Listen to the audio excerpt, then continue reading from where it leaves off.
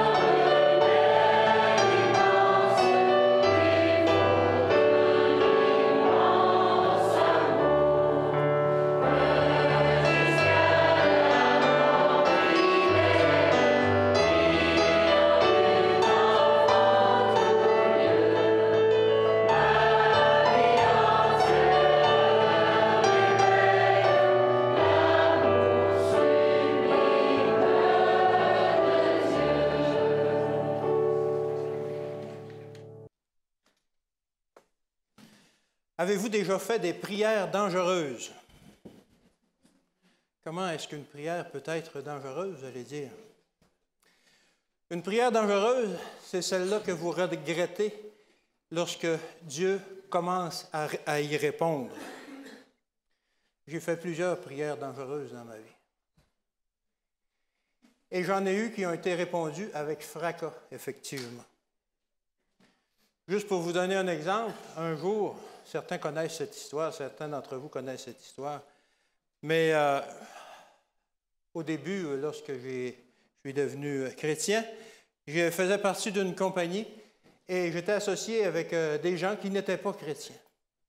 Et bien que la compagnie allait très bien, on avait beaucoup de travail et tout ça, et les finances allaient très bien, on avait des bons revenus. Je n'aimais pas la façon dont était administrée cette compagnie-là, et puis je voulais m'en sortir. Et ça a duré un bout de temps comme ça, jusqu'au jour où j'ai décidé de prier Dieu, justement, pour qu'il m'aide à m'en sortir. Bien, ça n'a pas été long. Malgré que tout allait bien, la semaine suivante, il y a un des actionnaires, en fait, j'étais associé avec mes deux frères, il y en a un qui est, en quelque sorte, comme on pourrait dire, poliment, viré fou. Il était malade, il était maniaco-dépressif, et il s'est mis à dilapider tout, etc., etc. Et comme on ne pouvait plus maintenant administrer la compagnie, bien, on a fait faillite, tout simplement.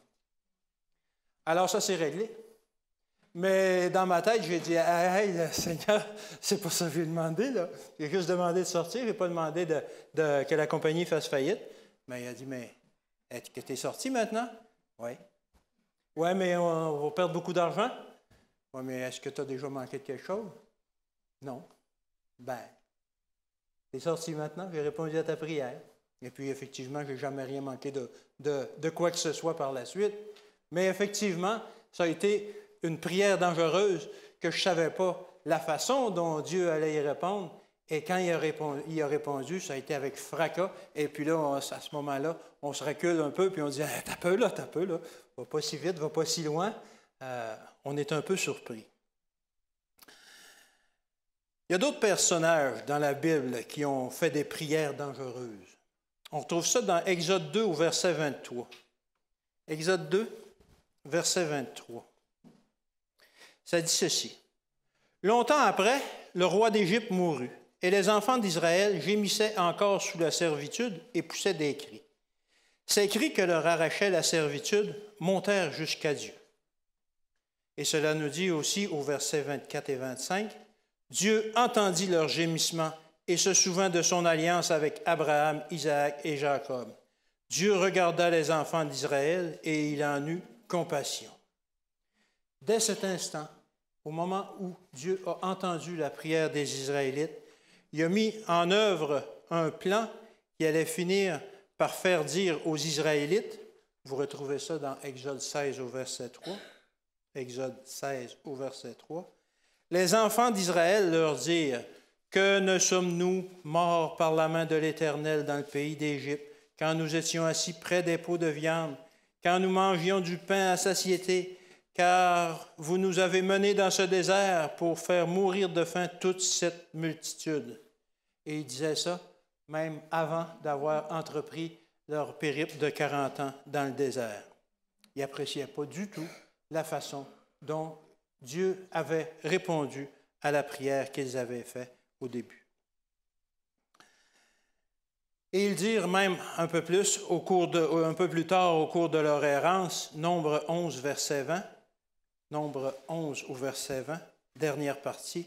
« Pourquoi donc sommes-nous sortis du pays d'Égypte? Dieu avait déjà accompli pour eux des miracles grandioses pour les délivrer de leur servitude.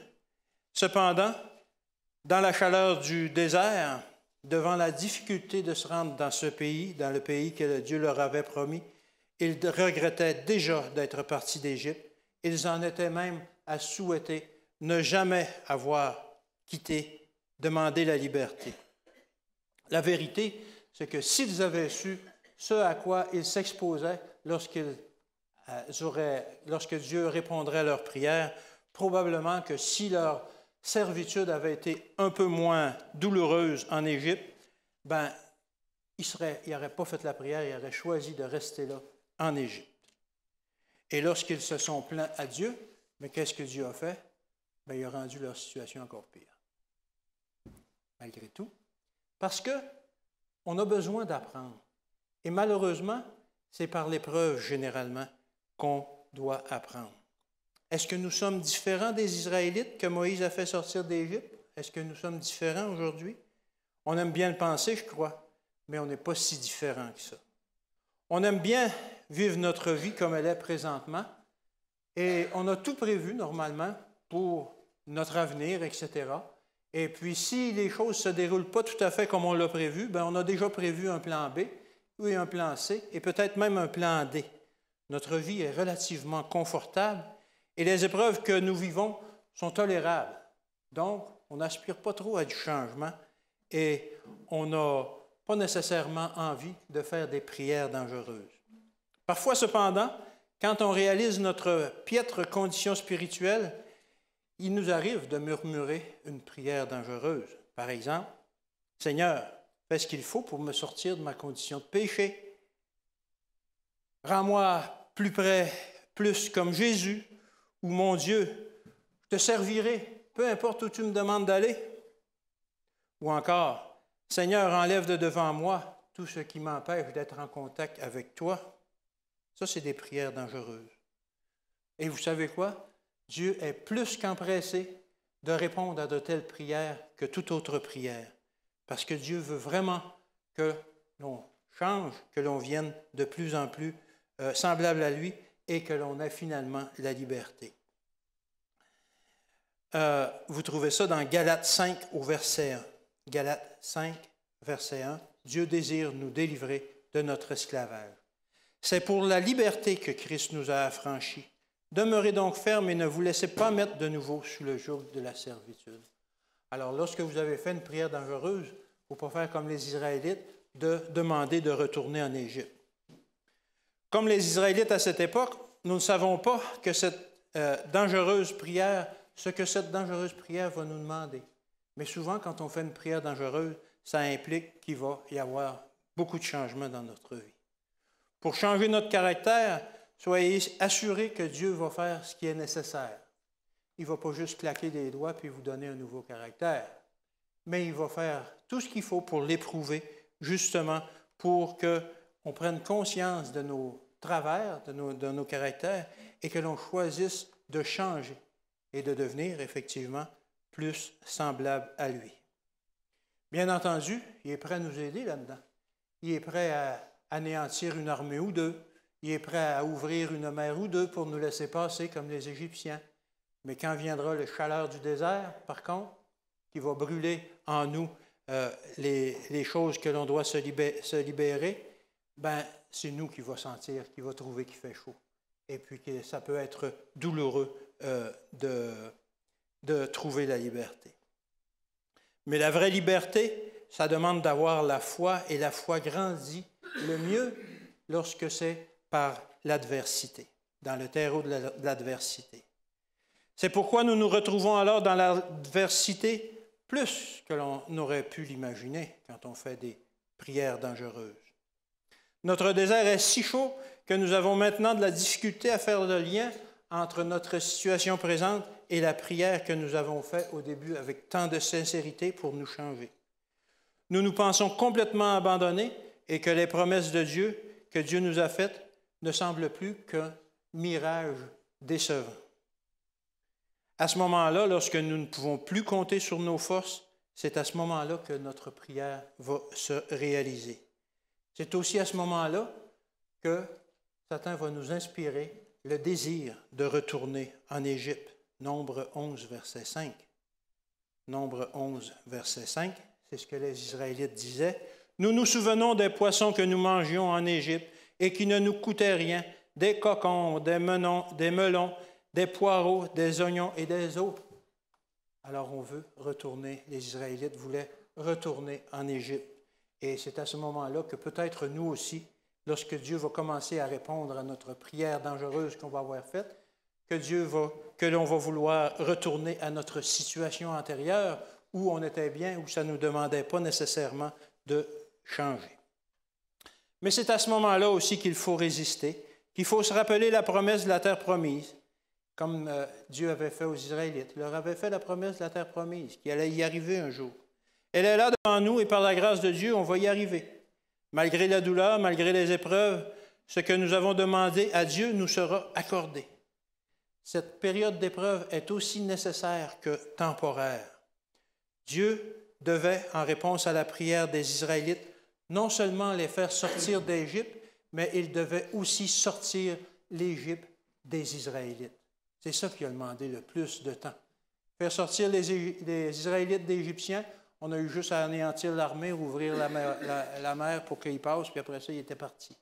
Mais sortir l'Égypte des Israélites, ça a été une toute autre histoire. Il y en a de même pour nous. On peut se sortir de notre situation de péché, mais de sortir de notre tête le péché, c'est autre chose. Dieu peut parfois faire que ces situations-là soient difficiles pour nous, mais c'est pour nous épurer, pour nous faire changer. Est-ce qu'on a encore un peu d'Égypte en nous? Nous n'avons pas trop à nous en faire. On n'a pas trop à s'en faire si on a encore un peu d'Égypte en nous, parce que la chaleur brûlante du désert va bientôt la consumer. C'est bien sûr que l'on va probablement trouver ça chaud, mais c'est le prix à payer pour avoir fait une prière dangereuse et d'accepter que Dieu puisse nous transformer. Il y a plusieurs prières dangereuses que l'on peut faire. J'en ai sorti quelques-unes. J'en ai sorti 7 en fait. Puis une à la fin qui est un bonus que je vous raconterai. C'est une petite histoire que je vais vous raconter aussi. Mais il y a, par exemple, vous pouvez demander à Dieu, mon Dieu, enseigne-moi l'humilité. Alors, si on fait une telle prière, c'est correct, parce qu'on se doit d'être humble. Proverbe 6 au verset 16 et 17. Proverbe 6 au verset 16 et 17. Ça dit ceci. Il y a 6 choses que hait l'Éternel, et même 7 qu'il a en horreur. Les yeux hautains. C'est principalement ce mot-là que je veux que vous reteniez. Alors, quand on veut qu'il nous enseigne l'humilité, c'est effectivement parce que Dieu a horreur des yeux hautains. Il est possible qu'après avoir fait cette prière-là, qu'on entende toutes sortes de ragots qui soient dits sur notre dos, que les gens s'amusent à nous traîner dans la boue, dire que ce qu'on a fait, c'est pas correct, etc., qui inventent toutes sortes d'histoires là-dessus. Si on prie Dieu pour nous rendre humbles, on peut s'attendre à subir toutes sortes de fausses accusations, tout comme Jésus a été faussement accusé lui-même. Nous pouvons aussi nous attendre à ce que le squelette qu'on a dans le placard, parfois on a des squelettes dans le placard, on a des choses pas très honorables qu'on a fait, qu'on ne veut pas raconter, que là, ça sorte au grand jour et puis que ce soit un peu honteux pour nous et que les gens s'amusent à nous rabaisser et à nous humilier comme si nous étions des êtres inférieurs. Mais oui, mais c'est la façon que Dieu va avoir de nous rendre plus humbles. Il va avoir cette façon-là pour répondre à notre prière, pour nous enseigner l'humilité, justement en nous faisant subir des situations humiliantes. Si vous priez pour avoir l'humilité, prenez garde aux conséquences.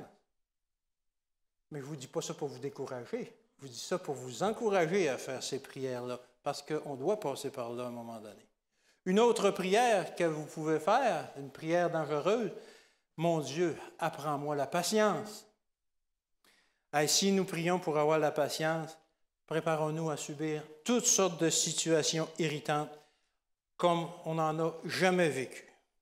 L'auto qui ne démarre pas alors qu'on est déjà en retard pour un rendez-vous, les enfants qui sont complètement insupportables, d'être pris dans des embouteillages interminables, les gens qui nous entourent et qui font tout le contraire de ce qu'on attend d'eux, de subir toutes sortes de revers et de tomber dans toutes sortes de pièges. Même Dieu va probablement tarder à répondre à nos prières. Alors, si on veut apprendre la patience, c'est comme ça.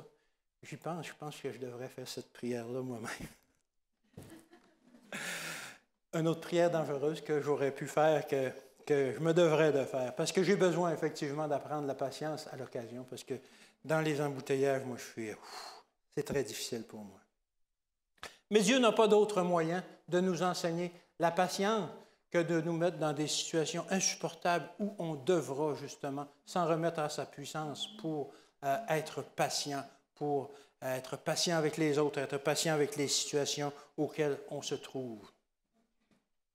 Une troisième prière que l'on peut faire, une prière dangereuse, c'est, on peut dire, « Mon Dieu, me voici, envoie-moi ». Comme l'a dit Isaïe, il peut être tentant d'offrir ses services au Seigneur, et c'est même en quelque sorte un passage obligé. En tant que chrétien, on se doit de se mettre au service de Dieu. Isaïe 6 au verset 8, Isaïe 6, verset 8. « J'entendis la voix du Seigneur disant, « Qui enverrai-je et qui marchera pour nous? » Je répondis, « Me voici, envoie-moi. » Vous connaissez tous ce passage de la Bible. Généralement, quand on fait une telle prière, par contre, on s'attend à ce que Dieu va nous mettre dans une situation où on va pouvoir bénéficier des honneurs, où on va pouvoir enseigner les gens, et où on va pouvoir être glorifié un peu de cette façon-là. On va avoir un poste honorable où les gens vont nous écouter, vont nous entendre. C'est généralement de cette façon-là qu'on voit les leaders de l'Église, les positions où ils sont, et c'est le genre de travail qu'ils peuvent accomplir dans l'Église. C'est normal aussi parce que tout le monde aspire à améliorer sa situation. Si on demande au Seigneur d'améliorer notre situation, de travailler pour lui, on s'attend à ce qu'il soit là pour justement nous épauler et tout ça, et qu'on puisse grandir dans les fonctions. Mais il peut aussi nous arriver qu'il nous appelle à des tâches plus humbles, des tâches dans l'ombre, servir les nécessiteux, que personne ne s'en rend même compte, servir des gens ingrats qui ne s'en rendent même pas compte et qu'on leur rend des services et puis qu'ils n'ont même pas de reconnaissance.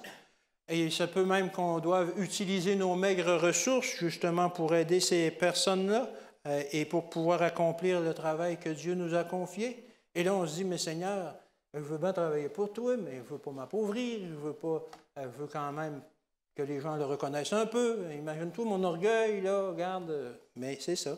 C'est normal que ça se passe ainsi.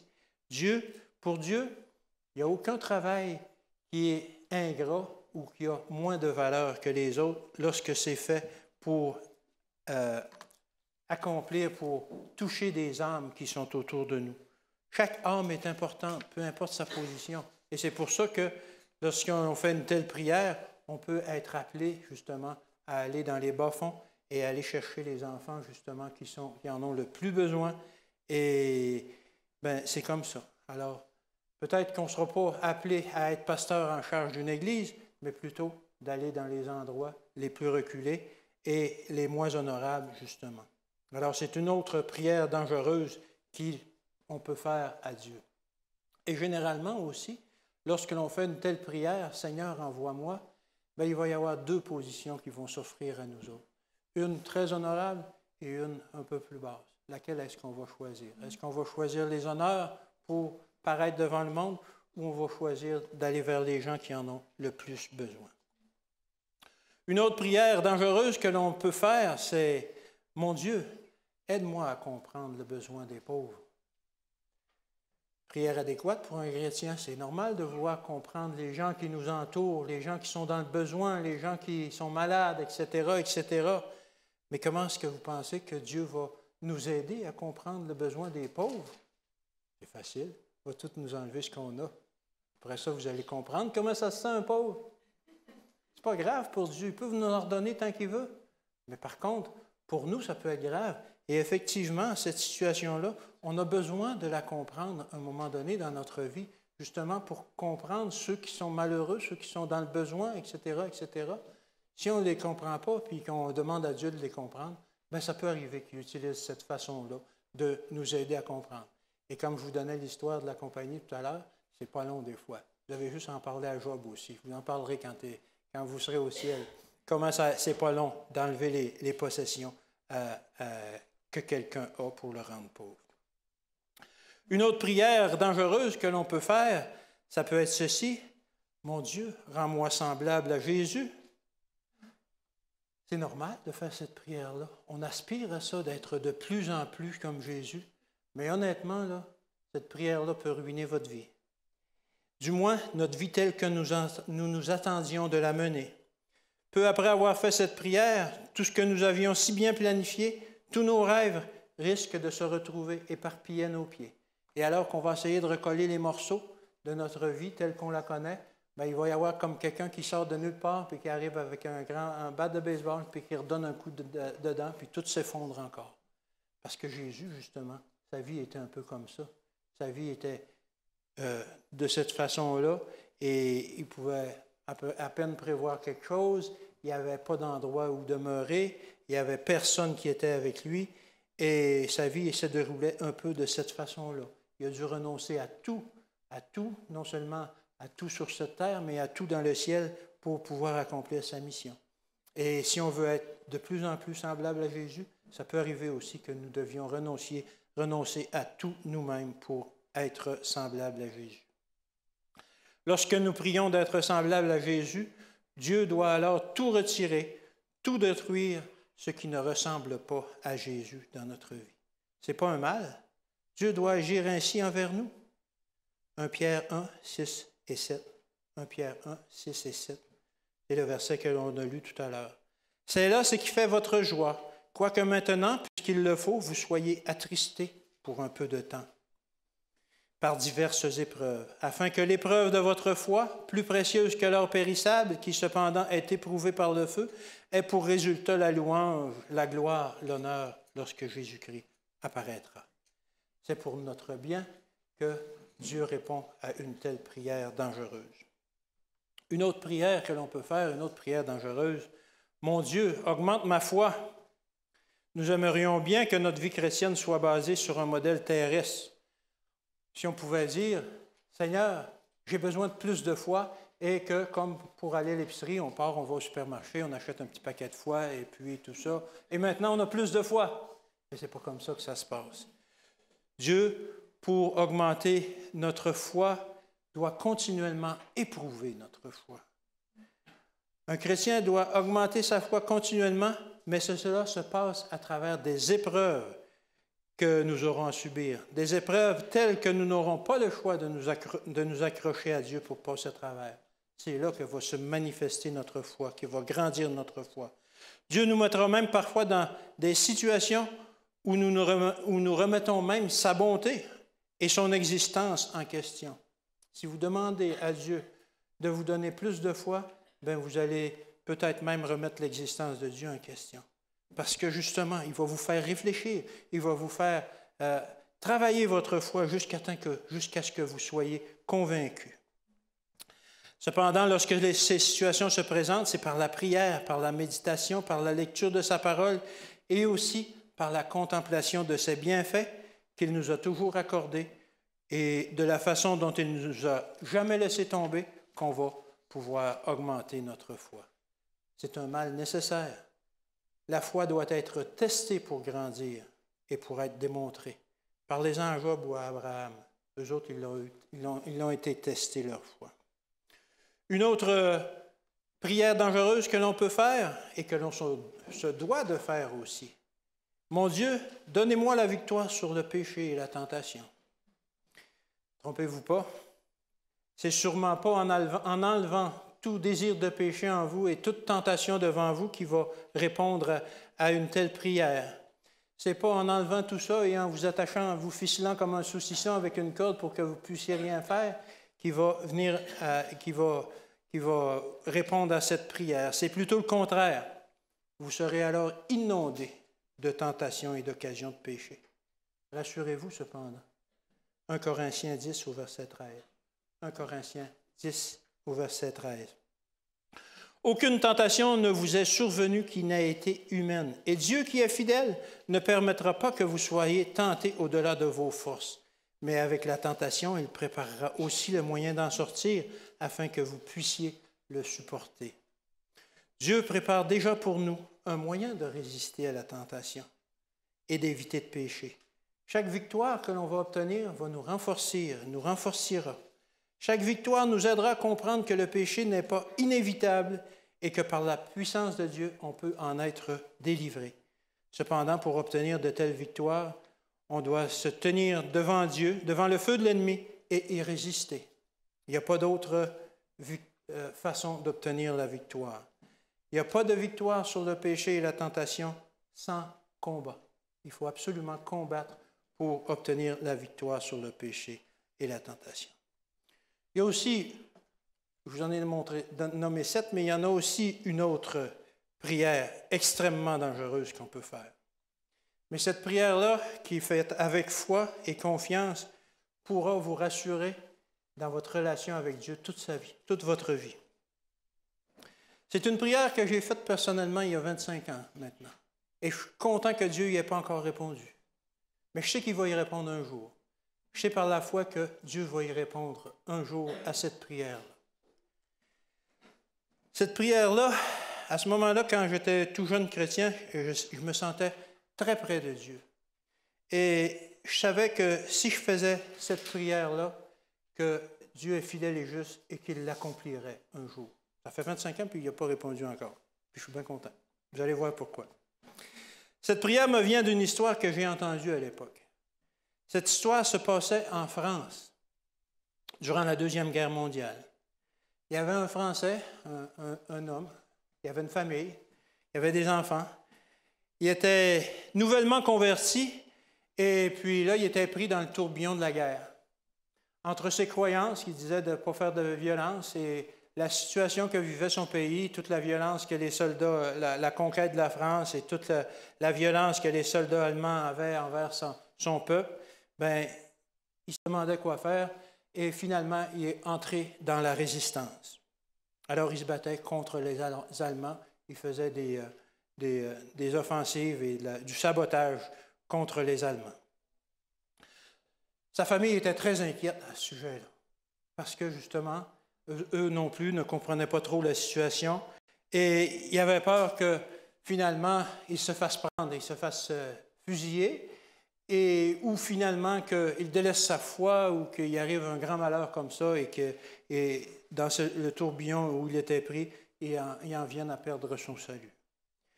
Mais il est arrivé effectivement ce qui devait arriver. Ils ont fait avec des camarades une opération de sabotage et ils ont été pris par les Allemands.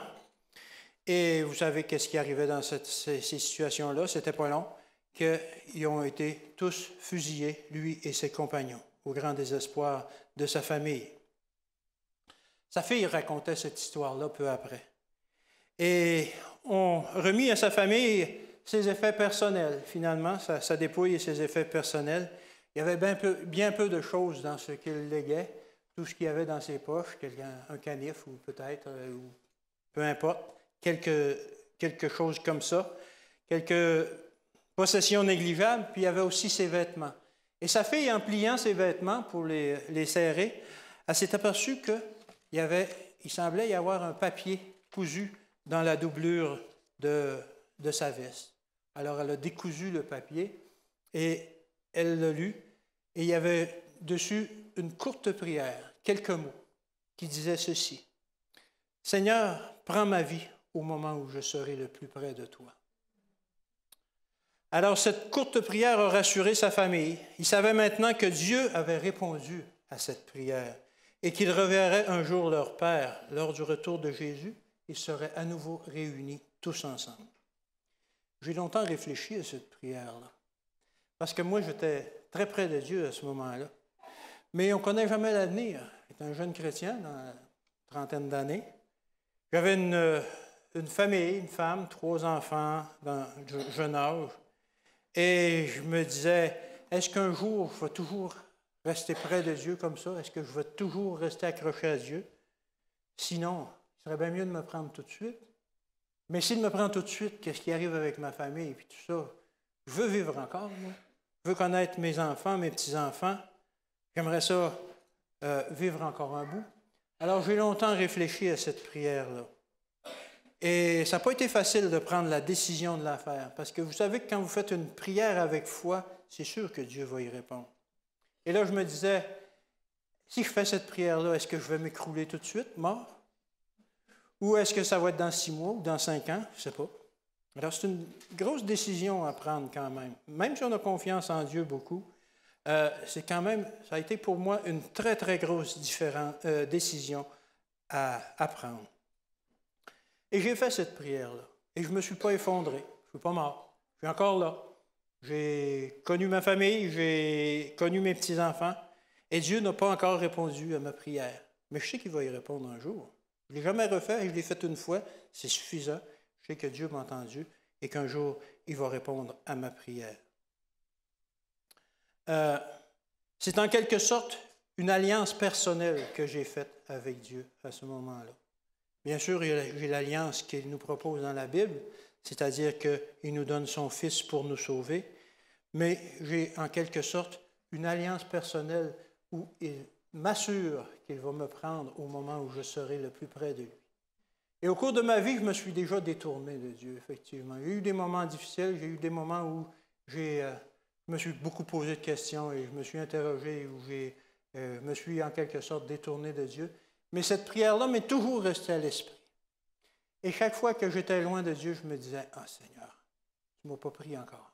Ça veut dire que je vais revenir. » Et ça m'a toujours gardé un espoir. Et finalement, je suis toujours revenu à Dieu aussi. Et cette prière-là, malgré tout, m'a donné une confiance parce que j'ai foi en Dieu. Je sais qu'il va y répondre un jour, le plus tard possible, j'espère, mais je sais qu'il va y répondre un jour et que ça va être pour mon plus grand bonheur lorsqu'il va y répondre. Alors, c'est mon alliance personnelle que j'ai faite avec Dieu. J'ai rempli ma condition, j'ai fait cette prière-là, je suis resté accroché à lui. Maintenant, il lui reste juste à remplir sa condition, sa partie de l'engagement. Et je sais avec assurance qu'il va y répondre un jour. Et quand ça arrivera, n'ayez pas de peine parce que ça va être une réponse à ma prière. Alors, les prières dangereuses ne sont jamais sans risque. Il y a toujours un risque à faire des prières dangereuses.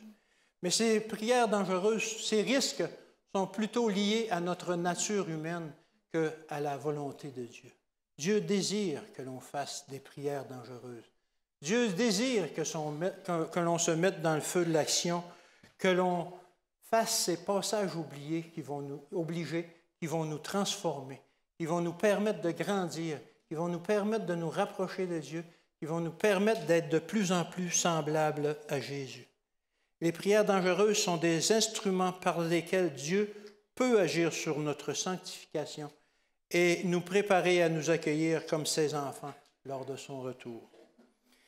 Faire des prières dangereuses pour un chrétien, c'est accepter de grandir en mettant sa confiance en Dieu. Ça va être quoi votre prochaine prière dangereuse? Merci. Maintenant, si vous voulez, on va se lever pour chanter un chant à la gloire de Dieu avant de terminer.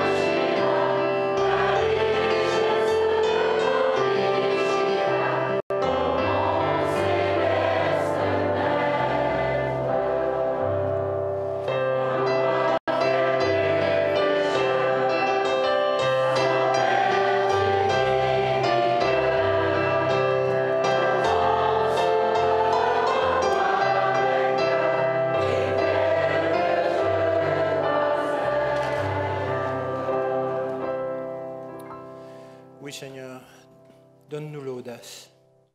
Donne-nous l'audace de faire des prières dangereuses. Donne-nous l'audace de demander le changement dans nos vies, de demander d'être plus semblable à Jésus, d'être plus semblable à notre frère qui est venu donner sa vie pour nous.